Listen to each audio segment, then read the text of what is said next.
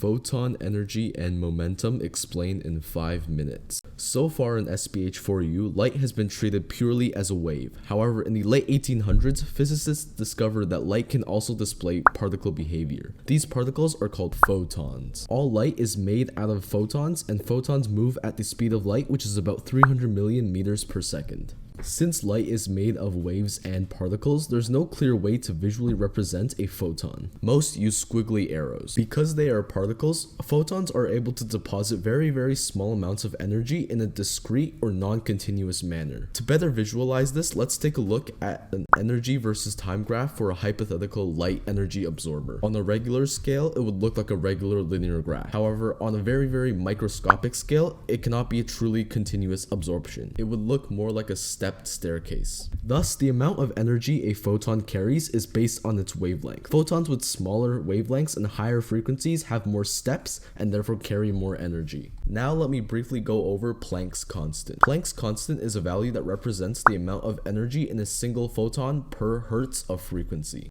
Planck's constant can be defined as 6.63 times 10 to the negative 34 joule seconds. Using our definition, Planck's constant can be broken down as H equals energy over frequency. This can then be rearranged to define photon energy as the product of the Planck constant and frequency.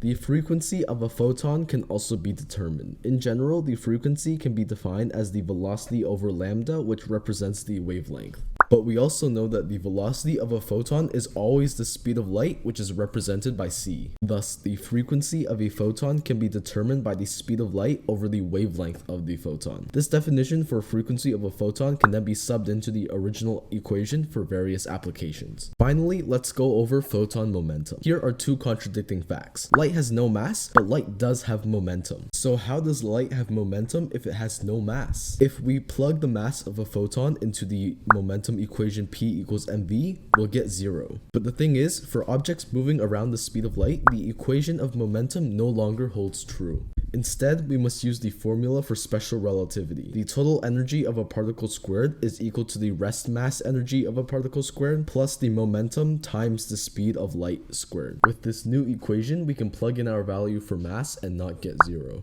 The new equation can be simplified to E equals pc, which can then be rearranged to define the momentum of a photon as the energy over the speed of light. We can then plug in our previous definition of the energy of a photon into the equation, giving us Planck's constant multiplied by frequency over the speed of light. Finally, we can sub in our previous definition for the frequency of a photon into the equation, allowing us to cancel out the c. With this equation, we can find the momentum of a photon.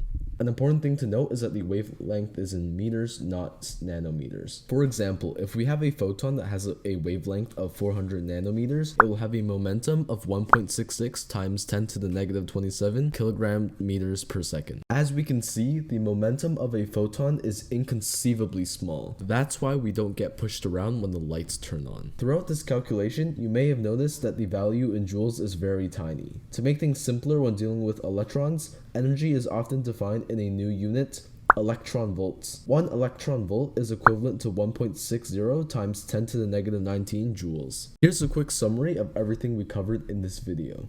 In addition to waves, light can also be classified in particles known as photons. Photons travel at the speed of light. Planck's constant can be defined as 6.63 times 10 to the negative 34 joule seconds. Photon energy can be defined as the product of the Planck constant and frequency. The frequency of a photon can be determined by the speed of light over the wavelength of the photon. A photon does have momentum. The momentum of a photon can be defined as Planck's constant over the wavelength. Finally, when dealing with photons, the electron volt unit is often used. 1 electron volt is equivalent to 1.60 times 10 to the negative 19 joules.